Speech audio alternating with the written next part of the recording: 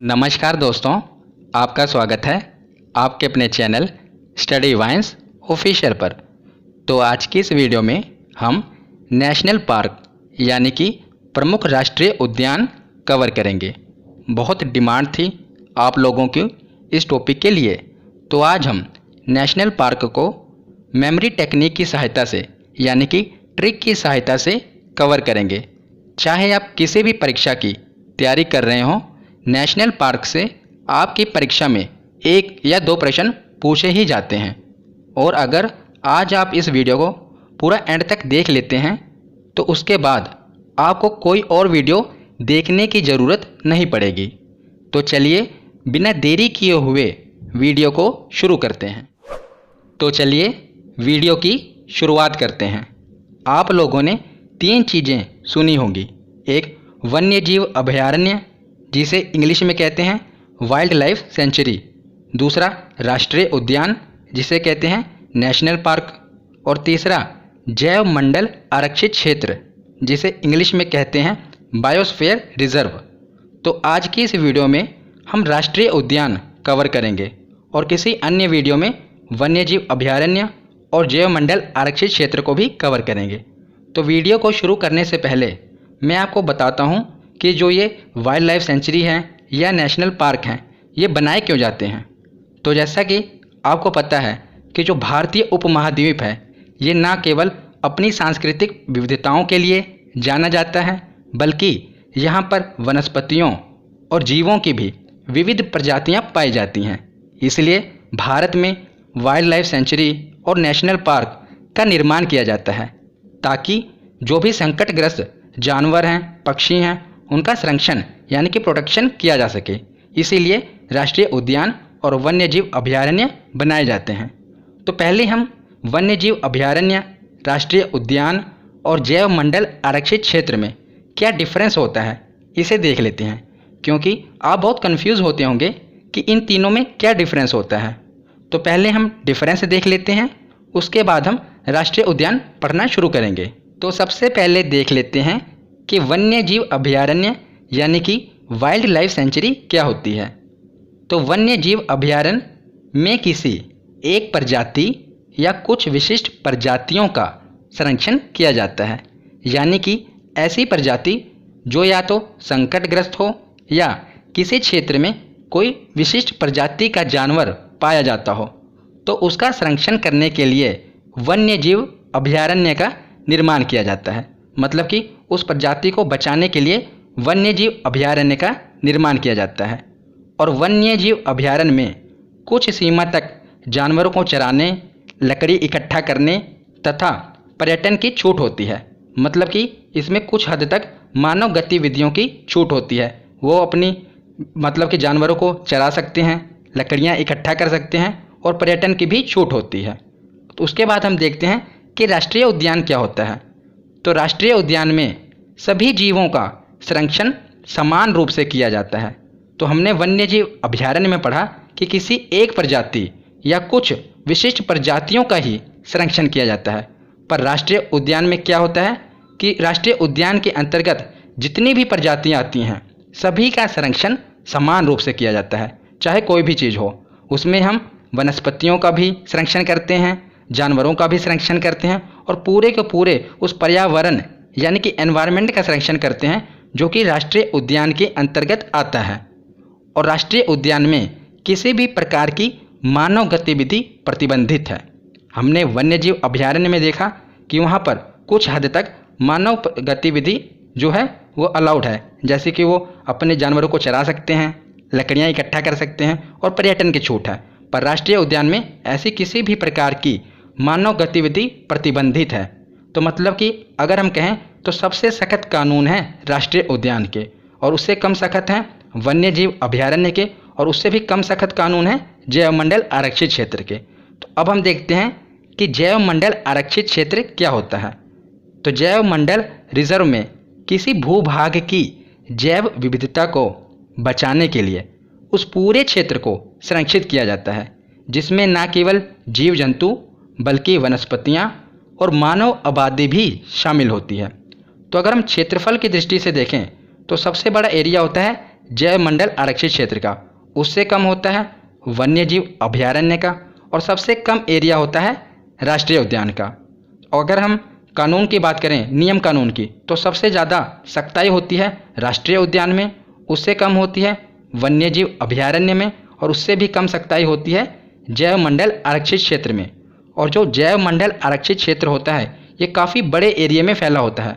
जैसा कि आप इस डायग्राम में देख रहे हैं, ये पूरा ग्रीन एरिया, ये मान लीजिए ये है जैव मंडल आरक्षित क्षेत्र, और उसके बीच में ये जो बैंगनी कलर का आप देख रहे हैं ये है नेशनल पार्क, और ये जो आप देख रहे हैं ब्राउन कलर का ये है वाइल्ड लाइफ सेंचुरी।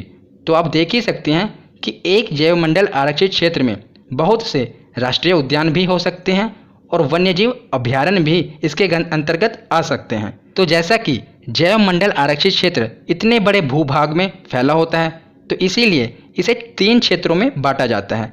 जैसा आप ये इमेज में देख रहे हैं, यह 3 लेयर में बटा होता है। सबसे बीच में होता है जो ये येलो कलर का है, यानी कि पीले कलर का है, इसे कहते हैं कोर जोन। इसमें किसी भी प्रकार की मानव गतिविधि अलाउड नहीं होती। जिस प्रकार राष्ट्रीय उद्यान में किसी भी प्रकार की मानव गतिविधि अलाउड नहीं है ना, इसी प्रकार कोर जोन में भी किसी भी प्रकार की मानव गतिविधि प्रतिबंधित है। उसके बाद ये दूसरा जो आप ऑरेंज कलर का देख रहे हैं, इसे कहते हैं बफर जोन।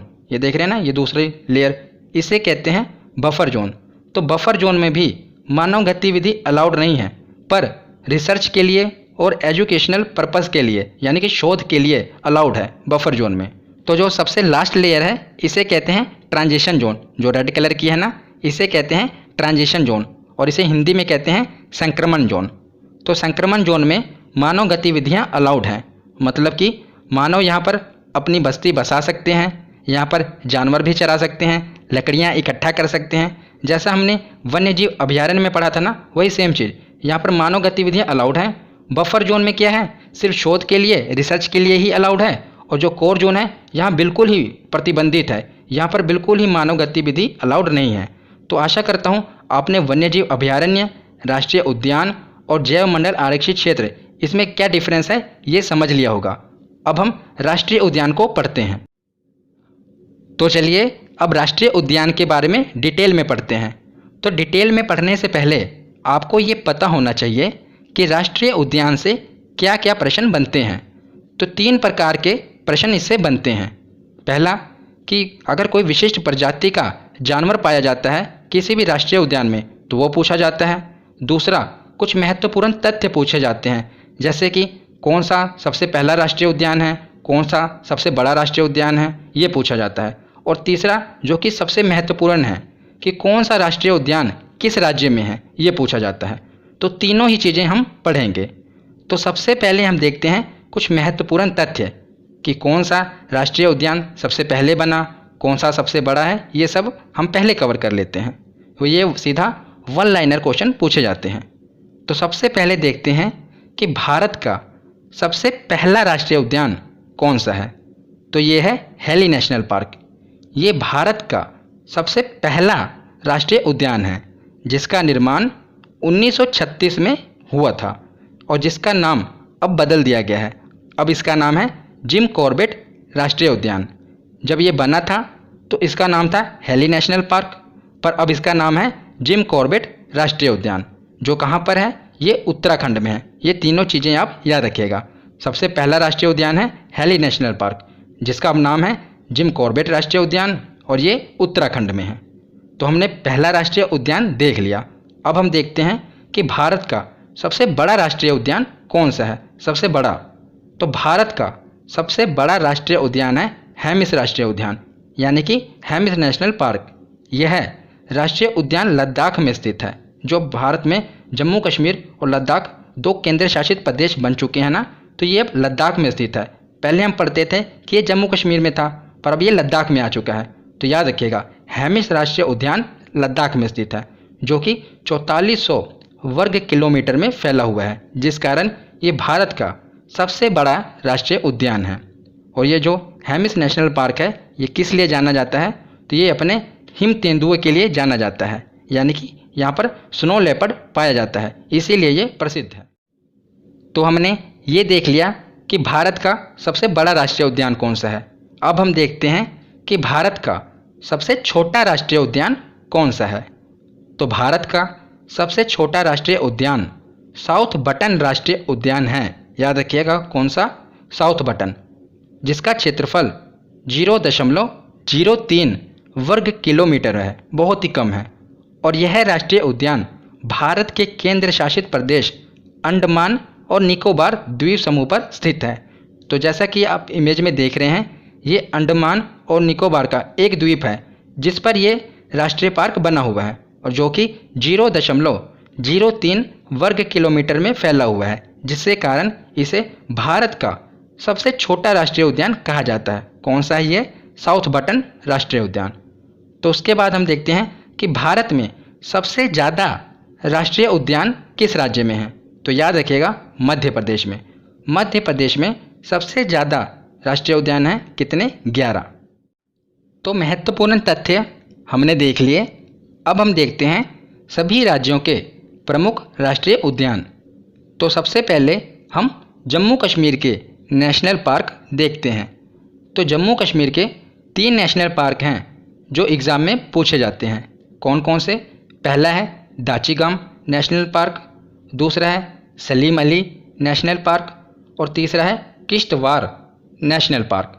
जिसमें से जो ये दाचीगाम नेशनल पार्क है, यहाँ पर कश्मीरी हिरन पाया जाता है, जिसे वहाँ की लोकल लैंग्वेज में हंगुल कहा जाता है। क्या कहा जाता है? हंगुल। तो जो ये दाचीगाम नेशनल पार्क है, ये हंगुल के लिए प्रसिद्ध है, याद रखिएगा। तो अब आई बात कि इसे हम याद कैसे करेंगे।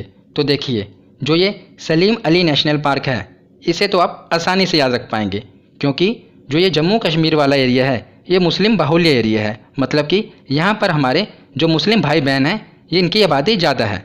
तो सलीम अली ये एक मुस्लिम नेम लग रहा है ना, तो हमारे मुस्लिम भाई बहनों की आबादी जम्मू कश्मीर में ज़्यादा है, तो इसे आप रिलेट कर पाएंगे कि सलीम अली नेशनल पार्क जम्मू कश्मीर में है।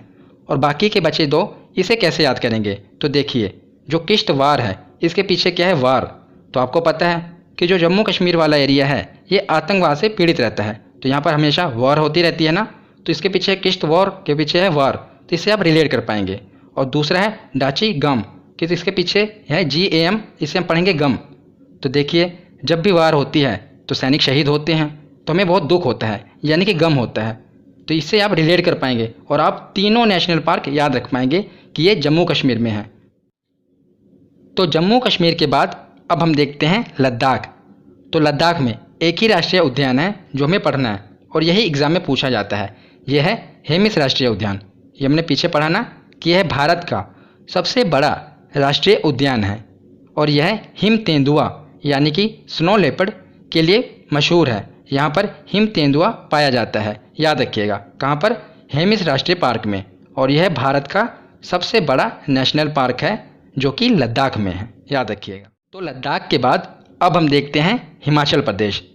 तो हिमाचल प्रदेश में बहुत से राष्ट्रीय उद्यान हैं और हमें ये जो मैंने लिखे हैं इन्हें याद रखने हैं, क्योंकि ये एग्ज़ाम में बहुत बार पूछे गए हैं। तो सबसे पहले देखते हैं कौन सा है? Great Himalayan national park. बाद में हम इसके ट्रिक देखेंगे, पहले आप एक बार देख लीजिए।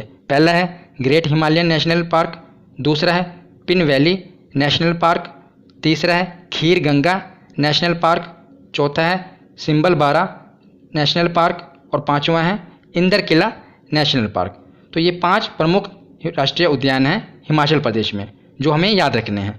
तो इसकी मैंने एक ट्रिक बनाई है जिससे आप इसे याद रख सकते हैं। तो ट्रिक क्या है? देखिए, अगर आप बिना ट्रिक के भी याद रख सकते हैं तो कोई बात नहीं, आप बिना ट्रिक के याद कर लीजिए। अगर आपको ट्रिक की सहायता से याद होता है तो आप ट्रिक की सहायता से याद कर लीजिए। तो इसकी ट्रिक है कि सिम्बा ने हिमालय की वैली पर इंदर के साथ खीर खाई। इससे आप ये 5 याद रख लेंगे। देखिए, सिम्बा एक फिल्म भी आई थी ना जिसमें रणवीर सिंह एक्टर थे।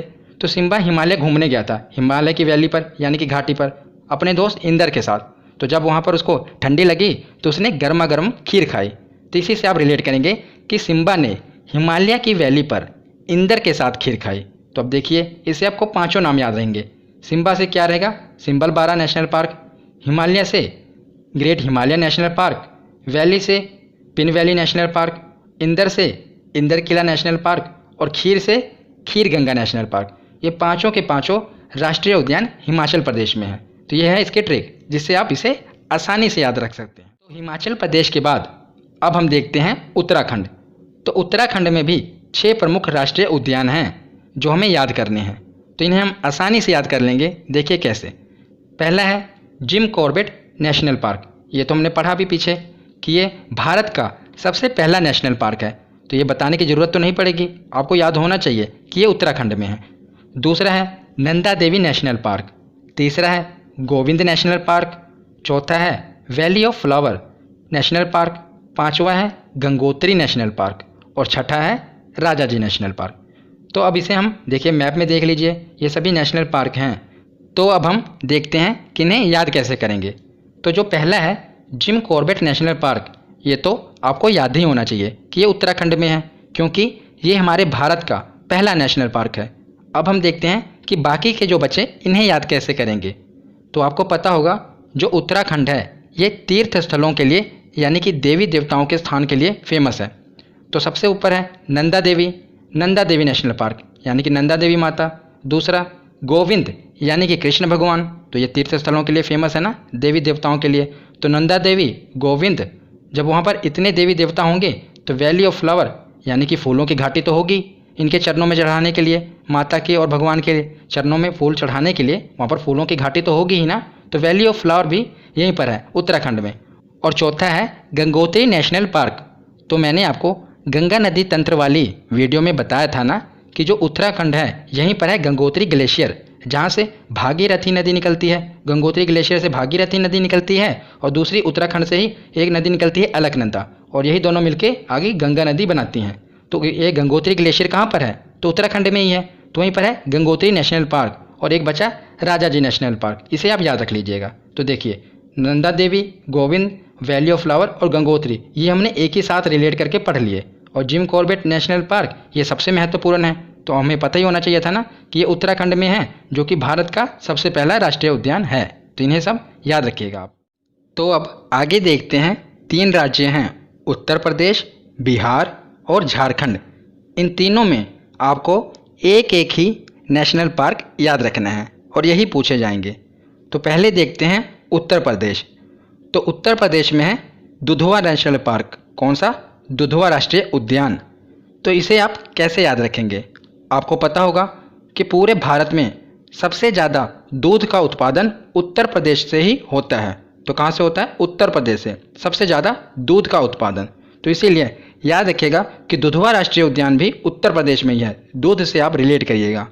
उसके बाद देखते हैं बिहार। तो बिहार में है वाल्मीकि राष्ट्रीय उद्यान। ये तो बहुत फेमस है, आपको पता ही होगा कि वाल्मीकि राष्ट्रीय उद्यान कहाँ पर है। तो ये है बिहार में। और तीसरा देखते हैं झारखंड। तो झारखंड में भी आपको एक ही याद रखना है, ये है बेतला नेशनल पार्क। कौन सा? बेतला। तो इसे आप कैसे याद करेंगे? तो एक छोटी सी कहानी से आप इसे याद कर पाएंगे। तो आपको पता होगा कि झारखंड का एक बेटा है जिसने पूरे झारखंड का नाम रोशन किया है। तो मैं महेंद्र सिंह धोनी की बात कर रहा हूँ, वो झारखंड के ही है ना, झारखंड में ही पैदा हुए थे। तो बेतला को आप रिलेट करेंगे बेटे से यानी कि बेटा से। तो झारखंड का बेटा, इसने पूरे झारखंड का नाम रोशन किया, ना ही झारखंड का बल्कि पूरे भारत का नाम रोशन किया है झारखंड के बेटे ने, वो है महेंद्र सिंह धोनी। तो झारखंड का बेटा यानी कि बेतला राष्ट्रीय उद्यान ये झारखंड में है, याद रखिएगा। तो उत्तर प्रदेश, बिहार और झारखंड के बाद अब हम आते हैं पश्चिम बंगाल में। तो पश्चिम बंगाल में टोटल 6 राष्ट्रीय उद्यान आपको याद रखने हैं। बहुत ही आसानी से अभी आपको ये याद हो जाएंगे। पहले हम देख लेते हैं कि कौन कौन से हैं। पहला है सुंदरवन नेशनल पार्क। ये तो आपने पढ़ा होगा और सुना भी होगा, हमने पढ़ा था ना कि जो सुंदरवन डेल्टा है यही पश्चिम बंगाल के तट पर ही बनता है।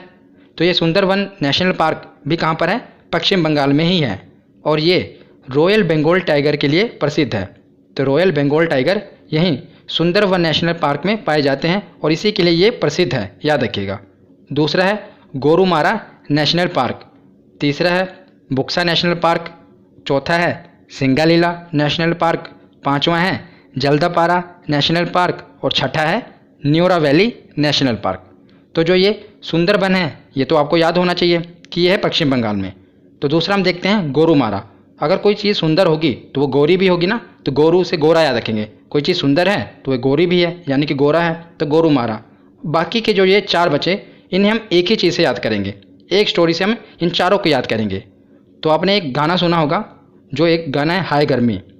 इसी से हम इसे याद करेंगे। तो वो गाना था ना, पारा इतना हाई हुआ कि, हाँ जैसे आपको ये गाना याद है उसी प्रकार ये भी याद होना चाहिए। तो देखिए जो ये जल्द पारा, इसके पीछे क्या है, पारा। तो इसे हम कैसे याद करेंगे, देखिए बुक्सा, बुक्सा नेशनल पार्क है ना, तो बुक्सा को हम पढ़ेंगे बादशाह। तो बुक्सा ने यानी कि बादशाह ने एक गाना सिंग यानी कि गाना गाया था, कौन सा, पारा, पारा वाला गाना गाया था ना कि पारा इतना हाई हुआ। तो उसमें डांस किसने किया था, तो नोरा फतेही ने, यानी कि न्योरा, न्योरा को नोरा, तो नोरा फतेही ने डांस किया था। तो आपको ये चारों याद होंगे। देखिए बादशाह ने एक गाना सिंग किया यानी एक गाना गाया, कौन सा, पारा वाला। तो पारे वाले गाने में डांस किसने किया था, तो नोरा फतेही ने यानी कि न्योरा ने। तो ये चारों नेशनल पार्क आप इस एक स्टोरी से यानी कि रिलेट कर पाएंगे, जिससे आपको ये कभी नहीं भूलेंगे, क्योंकि ये इंपॉर्टेंट है इसलिए मैंने आपको बताएं। क्योंकि सुंदरबन ये तो सभी को पता होता है, पर बाकी जो ये चार हैं ये नहीं पता होते। अब हम इन्हें भी याद रख पाएंगे। तो पश्चिम बंगाल के बाद अब हम देखते हैं उड़ीसा। तो उड़ीसा में कुल 2 राष्ट्रीय उद्यान हैं जो एग्ज़ाम में बार बार रिपीट होते हैं, इन्हीं को याद रखिएगा। पहला है भीतरकनिका नेशनल पार्क और दूसरा है सिमलीपाल नेशनल पार्क। ये आप देख रहे हैं इमेज में, ये है भीतरकनिका और ये है सिमलीपाल। तो इसकी एक ट्रिक है, देखिए आपको पता होगा कि भारत के जितने भी तटीय राज्य हैं ना, ये जितने भी तटीय राज्य हैं ये बाकी राज्यों की तुलना में ज़्यादा डेवलप हैं। आप देखेंगे तो ये बाकी राज्यों की तुलना में जितने भी तटीय राज्य हैं जो समुद्र से सटे हुए हैं ये ज़्यादा विकसित है। पर इसमें से अकेला जो ये उड़ीसा है ये विकसित नहीं है, ये थोड़ा भी पिछड़ा हुआ है। और बाकी के जितने राज्य हैं आप देखेंगे, गुजरात हो गया, महाराष्ट्र हो गया, तमिलनाडु, केरल, आंध्र प्रदेश, ये सभी काफ़ी डेवलप हैं। पर जो ये उड़ीसा राज्य है ये अभी भी पिछड़ा हुआ है। तो यही है ट्रिक कि जो उड़ीसा है अभी भी भीतर से सिंपल है। भीतर से कैसा है, सिंपल है, अभी भी बेचारा डेवलप नहीं हुआ है। तो भीतर से भीतरकनिका और सिंपल से सिमलीपाल। तो उड़ीसा भीतर से सिंपल है। इस एक ट्रिक से आप दोनों नेशनल पार्क भीतरकनिका और सिमलीपाल याद रख पाएंगे कि ये उड़ीसा में है, क्योंकि उड़ीसा भीतर से सिंपल है। तो उड़ीसा के बाद अब हम देखते हैं राजस्थान। तो राजस्थान में आपको टोटल 4 राष्ट्रीय उद्यान याद रखने हैं। पहला है डेजर्ट नेशनल पार्क। तो डेजर्ट तो आपको पता होगा कि पूरे राजस्थान में मरुस्थल है ना ज़्यादातर, तो डेजर्ट नेशनल पार्क कहाँ पर होगा, तो राजस्थान में ही होगा। दूसरा है रणथंभौर नेशनल पार्क। तो रणथंभौर भी ऐसा ही नाम है जो कि राजस्थान में ही होगा। रणथंभौर, चित्तौड़गढ़ ये सब कहाँ होते हैं, राजस्थान में ही ऐसे नाम होते हैं। तो रणथंभौर नेशनल पार्क भी राजस्थान में ही है। बाकी के जो 2 बचे इन्हें हम याद करेंगे एक ट्रिक से। तीसरा है सरिस्का नेशनल पार्क और चौथा है केवलादेव नेशनल पार्क। और याद रखिएगा केवलादेव नेशनल पार्क में साइबेरियन सारस के लिए प्रसिद्ध है। ये केवलादेव नेशनल पार्क, यहाँ पर साइबेरियन सारस पाए जाते हैं, याद रखिएगा, ये पूछा गया है एग्जाम में। तो हम सरिस्का और केवलादेव इन दोनों नेशनल पार्क को याद करते हैं। किन्हें याद कैसे करेंगे, तो आपको पता होगा कि राजस्थान में बहुत ही वीर और प्रतापी राजा हुए हैं। जो राजपूत राजा हुए ये बहुत प्रतापी राजा थे। इनका मानना था कि ये अपना सर कटा देंगे पर झुकाएंगे नहीं। ये झुकाते किसके आगे थे, या तो माता पिता या देव के आगे, यानी कि केवल देव के, देव यानी कि देवताओं के आगे। तो वो अपना सर कटा देंगे पर झुकाएंगे नहीं। सर से सरिस्का नेशनल पार्क, राजस्थान में ही राजपूत राजा थे ना, और केवलादेव केवल देव के आगे ही अपना सर झुकाते थे। देव या जो देवतुल्य हों जैसे कि माता पिता हों उनके आगे ही अपना सर झुकाते थे और किसी के आगे नहीं। तो सरिस्का और केवलादेव, इससे आप रिलेट करके पढ़ पाएंगे। एक छोटी सी कहानी सी है जिसे आप याद कर पाएंगे। तो राजस्थान के बाद अब हम देखते हैं गुजरात। तो गुजरात में आपको टोटल 4 नेशनल पार्क याद रखने हैं। कौन कौन से, पहला है ब्लैक बक नेशनल पार्क यानी कि काला हिरन। दूसरा है वंसदा नेशनल पार्क और तीसरा है गिर नेशनल पार्क और चौथा है मरीन नेशनल पार्क। तो ये 4 नेशनल पार्क हैं जो आपको याद रखने हैं। तो इनकी मैंने एक ट्रिक बनाई है जिससे आप इन चारों को याद रख पाएंगे। तो इसकी ट्रिक क्या है कि गुजरात की ब्लैक बक वन में गिर कर मर गई। तो वन में क्या हुआ, अचानक गिर गई और वो मर गई। तो कैसे याद रखेंगे, देखिए ब्लैक बक गुजरात की ब्लैक बक है ना, तो गुजरात की ब्लैक बक से ब्लैक बक, वन मतलब कि वंसदा, गिर नेशनल पार्क गिर कर मर गई, मर से मरीन नेशनल पार्क। तो चारों आप याद रख पाएंगे इस ट्रिक से कि गुजरात की ब्लैक बक वन में गिरकर मर गई। बहुत ही आसान ट्रिक है जिससे आप गुजरात के सभी जो नेशनल पार्क हैं याद कर पाएंगे। तो वीडियो को कंटिन्यू करने से पहले मैं आपको कुछ बताना चाहता हूं कि आप में से कई लोगों के मुझे रोज़ ये मैसेज आते हैं इंस्टाग्राम पर कि सर बताइए PDF के चार्जेस कितने हैं और ये PDF कहाँ पर मिलेंगी। तो मैं आपको बताना चाहता हूँ कि मैं जितनी भी वीडियो प्रोवाइड करता हूँ ये सभी फ्री हैं और मेरे द्वारा जितनी भी पीडीएफ प्रोवाइड की जाती है मैं सभी वीडियो की free of cost PDF provide करता हूं आपको। इसलिए मैं कोई भी चार्जेस नहीं लेता। जितनी भी पीडीएफ मैं प्रोवाइड करता हूं ये सभी आपके लिए फ्री है। बस इतना ही चार्ज है कि जितना मैं मेहनत से पढ़ाता हूं उतनी ही मेहनत से आप भी पढ़िए और अपने मुकाम को हासिल करिए। जो भी आपका टारगेट है उसे हासिल करिए, यही मेरे लिए रिवॉर्ड होगा। और जितनी भी मेरी पीडीएफ हैं ये आपको study vines official telegram channel पर मिल जाएंगी फ्री ऑफ कॉस्ट। और मैंने टेलीग्राम चैनल का लिंक वीडियो के डिस्क्रिप्शन में दे रखा है। आप चाहें तो वहां से ज्वाइन कर लें, नहीं तो सीधा टेलीग्राम पर जाइए और सर्च करिए स्टडी वाइन्स ऑफिशियल और वहां से आप ज्वाइन कर लीजिए। और मेरी जितनी भी वीडियो हैं सभी की फ्री ऑफ कॉस्ट पीडीएफ आपको वहां पर मिल जाएंगी। इसका कोई भी चार्ज नहीं है। इसलिए आप इंस्टाग्राम पर ये मत पूछा कीजिए कि कहाँ पर पीडीएफ मिलेगी। मैं जो भी पीडीएफ है वो डेली अपलोड कर देता हूँ टेलीग्राम चैनल पर, वहीं पर से आपको मिल जाएंगी। तो चलिए अब आगे देखते हैं। तो अब हम आगे देखते हैं मध्य प्रदेश। जैसा कि हमने देखा ना कि मध्य प्रदेश में सबसे ज़्यादा नेशनल पार्क हैं, तो अब हम इनके जो इम्पोर्टेंट हैं उन्हें कवर करते हैं।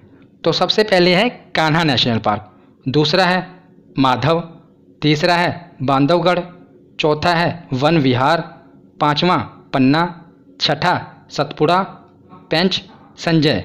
तो इन्हें हम याद कैसे करेंगे? देखिए पहले तो आप ये देख लीजिए, जो पेंच नेशनल पार्क है ये मध्य प्रदेश और महाराष्ट्र दोनों की सीमा पर है। एमपी और महाराष्ट्र दोनों की सीमा पर है, मतलब दोनों पे ही पेंच लगे हुए हैं इसके पेंच नेशनल पार्क के, मध्य प्रदेश और महाराष्ट्र में। और जो संजय नेशनल पार्क है ये मध्य प्रदेश और छत्तीसगढ़ ये दोनों की सीमा पर है।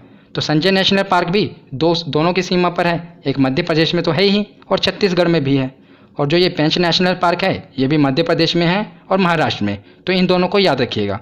और जो ये है सतपुड़ा नेशनल पार्क, तो मैंने आपको बताया था इम्पोर्टेंट जो पर्वत वाली वीडियो थी कि जो सतपुड़ा पर्वत श्रेणी है ये मध्य प्रदेश में है ना, तो सतपुड़ा नेशनल पार्क भी मध्य प्रदेश में ही है। उसके ऊपर है पन्ना नेशनल पार्क। तो इससे पिछली वीडियो कृषि वाली थी और उससे पिछली खनिज वाली वीडियो थी। तो खनिज वाली वीडियो में मैंने आपको बताया था कि जो सबसे प्रमुख जो हीरा है ये हीरा कहाँ पर पाया जाता है, तो ये मध्य प्रदेश की पन्ना खान में पाया जाता है। हमने कहा था ना हीरा पन्ना एक ही साथ हम पढ़ते हैं, तो मध्य प्रदेश में है पन्ना की खानी और वहीं से हमें हीरा मिलता है। तो पन्ना की खानी मध्य प्रदेश में है, तो पन्ना नेशनल पार्क भी मध्य प्रदेश में है। तो जो अगर आपने ज्योग्राफी की मेरी सभी वीडियो नहीं देखी तो उन्हें ज़रूर देख लेना। मैंने सभी को ट्रिक से और मैप की सहायता से आपको समझाया है और बहुत ही आसान शब्दों में आपको समझाया है। तो आप इंडियन ज्योग्राफी की प्लेलिस्ट में जाकर मेरे द्वारा जितनी भी ज्योग्राफी की वीडियो अपलोड की गई हैं उन्हें देख लेना। तो हमने देखा कि जो पन्ना नेशनल पार्क है ये भी पन्ना की खानें कहाँ पर थी, तो मध्य प्रदेश में थी, वहीं पर है पन्ना नेशनल पार्क। तो उसके ऊपर है वन विहार नेशनल पार्क। तो सबसे ज़्यादा वन भारत में मध्य प्रदेश में ही हैं, तो उसी से हम याद रखेंगे कि वन विहार पार्क भी मध्य प्रदेश में ही है। तो देखिए किसी भी ट्रिक की आपको ज़रूरत पड़ रही है, बस आप कुछ लिंक करके इन्हें याद रख पा रहे हैं।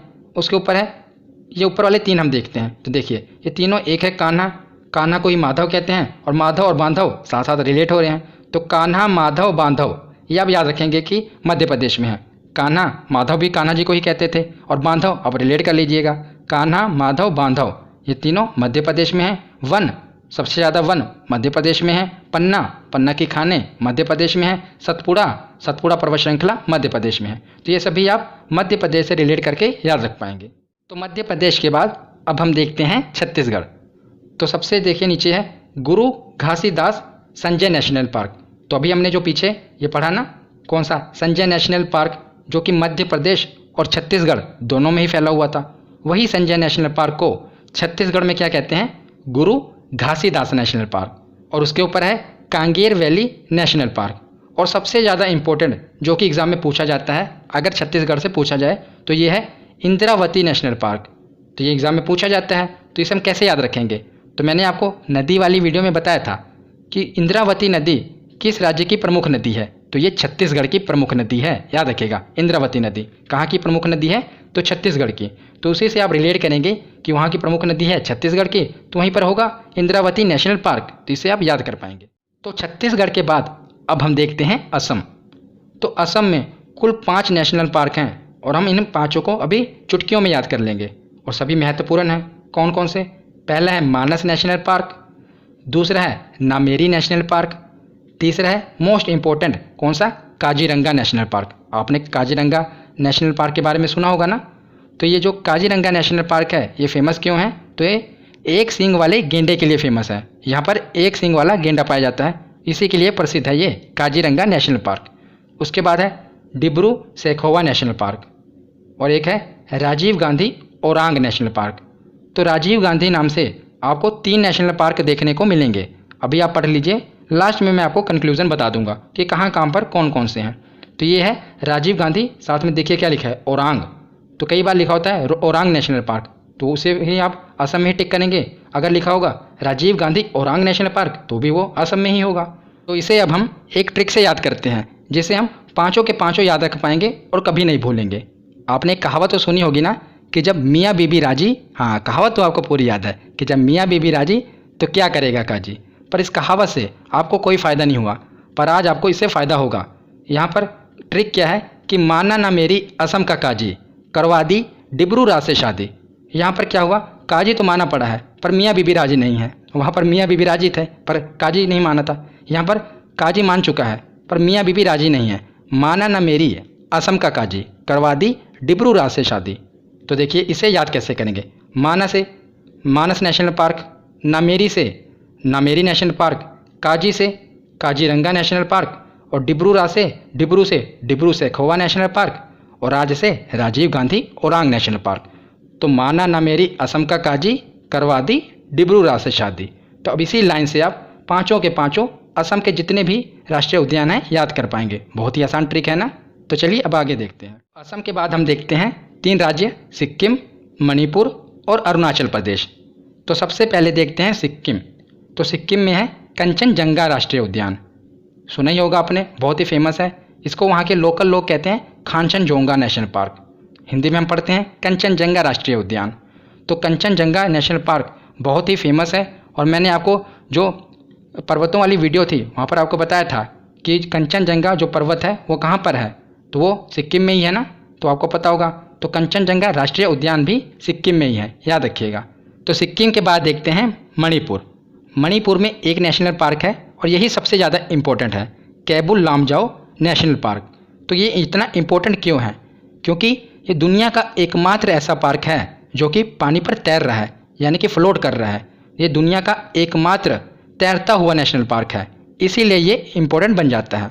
तो मैंने आपको झील वाली वीडियो में बताया था कि मणिपुर में एक झील है लोकटक झील, वहीं पर ये नेशनल पार्क है जिसका नाम है कैबुल लामजाओ नेशनल पार्क। और वहाँ पर मैंने आपको ट्रिक बताई थी ना, जिससे आप राज्य, झील और ये पार्क तीनों को एक साथ याद कर पाओगे। मैं दोबारा बता देता हूँ। तो जैसे कि ये झील है अपने आप में अद्भुत है ना, कि दुनिया की एकमात्र झील है कि जो पानी में तैर रही है, इसीलिए जो लोग हैं वो क्या करते हैं, मनी खर्चा करके, यानी कि पैसा खर्चा करके इसको देखने के लिए आते हैं।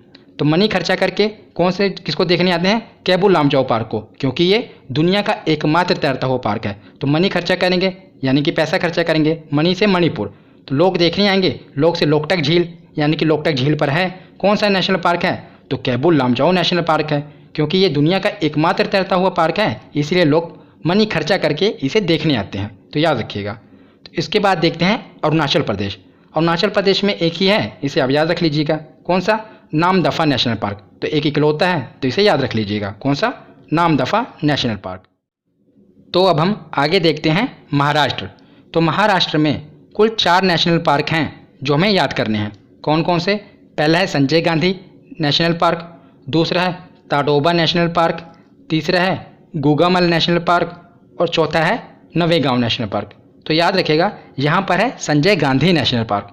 अभी हमने पीछे एक पढ़ा था मध्य प्रदेश में संजय नेशनल पार्क, वहाँ था सिर्फ संजय नेशनल पार्क, जो कि मध्य प्रदेश और छत्तीसगढ़ में भी एंटर करता था। छत्तीसगढ़ में उसे गुरु घासीदास कहते थे और मध्य प्रदेश में क्या कहते थे, संजय नेशनल पार्क। जब उसके साथ लग जाए गांधी, संजय गांधी नेशनल पार्क, तो वो है महाराष्ट्र में, याद रखिएगा। और उसके साथ है ताडोबा राष्ट्रीय उद्यान, गूगामल राष्ट्रीय उद्यान और नवेगांव राष्ट्रीय उद्यान।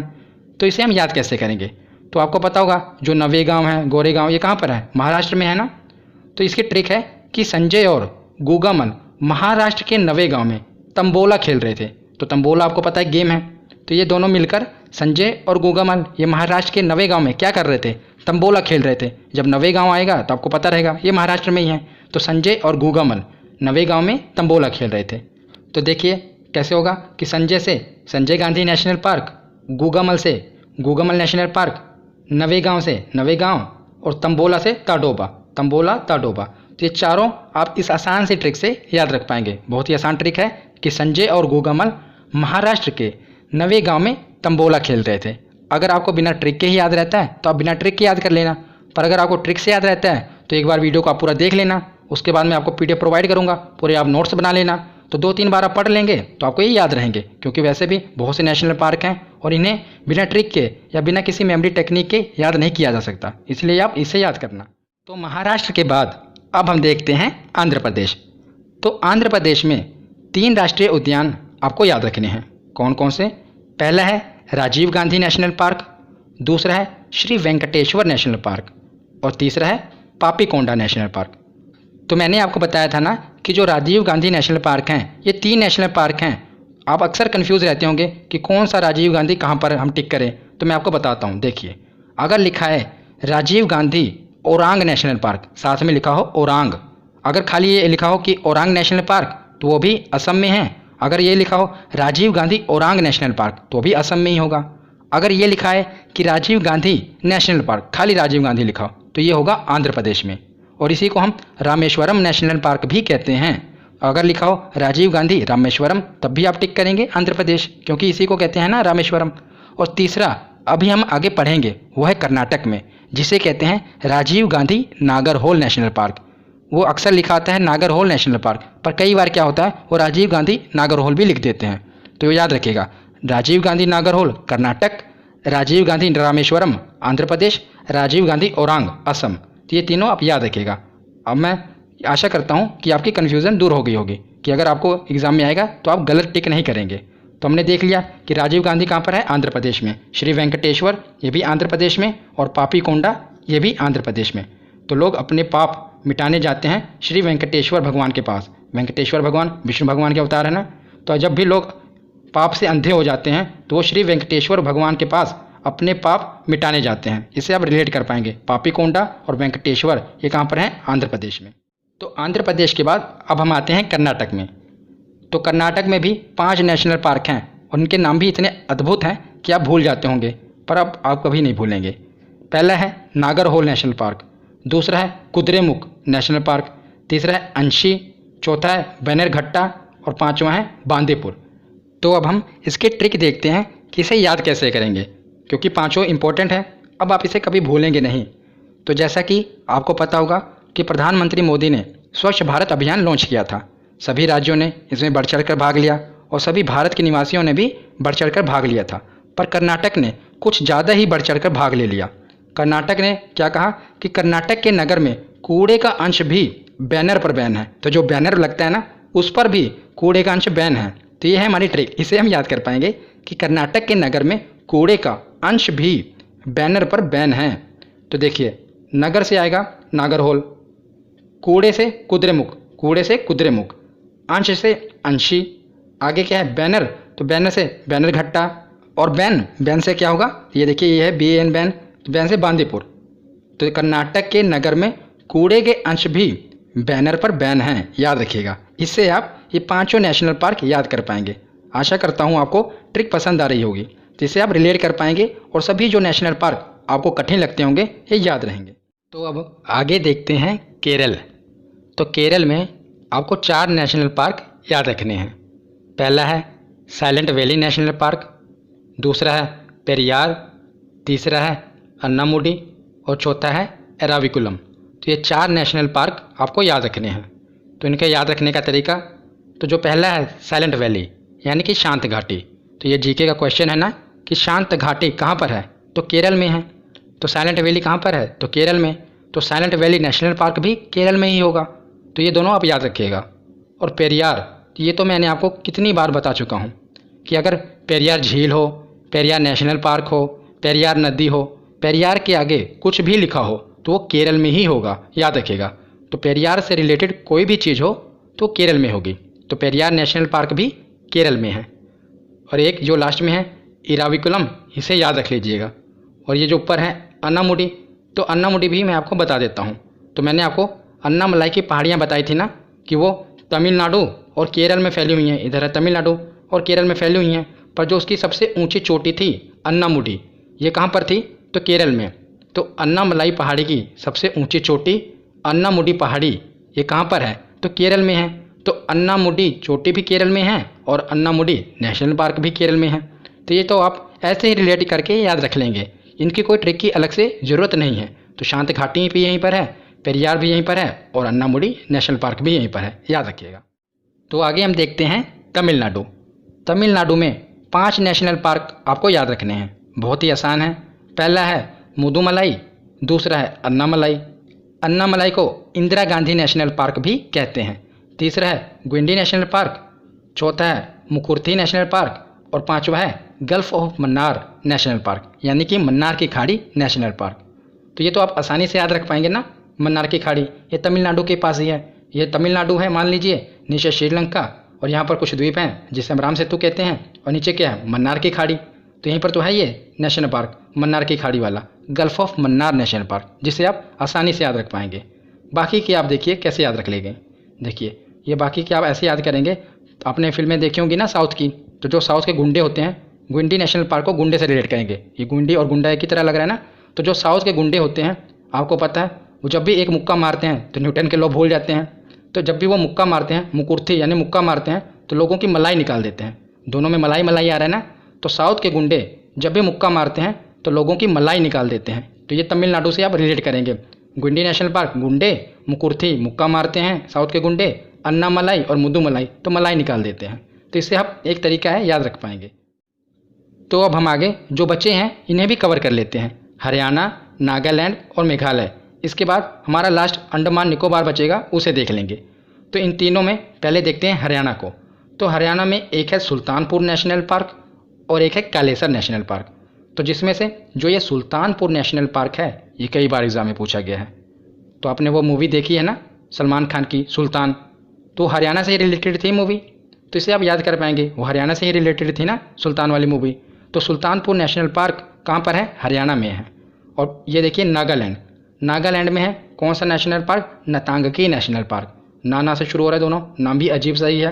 नतांगकी नेशनल पार्क ये कहाँ से है? ये नागालैंड में है। और मेघालय में कौन सा है? तो नोकरेक राष्ट्रीय उद्यान है, ये इंपॉर्टेंट है। तो आप इसे याद कैसे रख पाएंगे? क्योंकि नतांगकी तो आप याद रख लेंगे, मैंने कहा नागालैंड में है। अगर नोकरेक को आप भूल गए कि ये नागालैंड में है तो कैसे याद कर पाएंगे? तो आपको पता होगा जो मेघालय है यहाँ पर सबसे ज़्यादा बारिश होती है, भारत में सबसे ज़्यादा बारिश मेघालय में ही होती है।